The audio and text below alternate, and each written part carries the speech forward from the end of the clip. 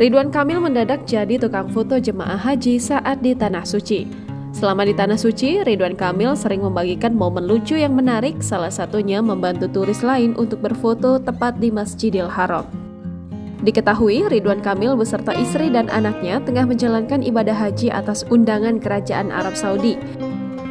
Video lucu yang diunggah Ridwan Kamil melalui Instagramnya menarik perhatian warganet. Pasalnya, video yang diambil oleh Wali Kota Bogor, Bima Arya, memperlihatkan Ridwan Kamil kepergok tengah membantu jemaah lain untuk berfoto membelakangi Ka'bah.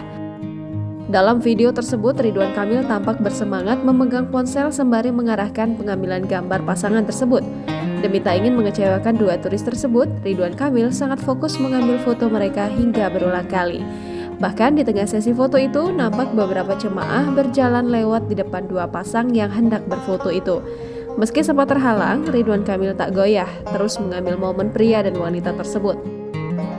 Tampak Ridwan Kamil mengenakan baju koko berwarna coklat, semangat hingga mengganti angle tubuhnya saat memotret.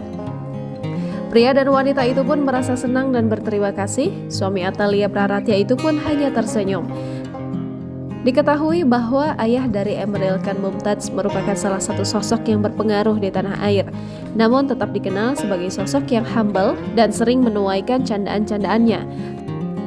Sebelumnya, Ridwan Kamil juga mengunggah video yang tak kalah lucu menarik perhatian publik.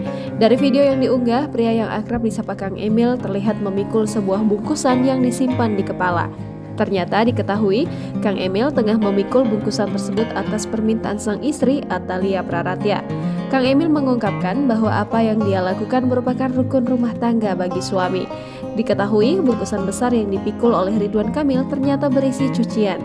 Hal ini disampaikan oleh Kang Emil setelah membalas komentar dari salah seorang warganet. Ridwan Kamil mengatakan kepergiannya ke Arab Saudi berstatus sebagai undangan dari Kerajaan Arab Saudi. Menurutnya, hal tersebut adalah hadiah dari almarhum anaknya, Emeril Khan Mumtaz.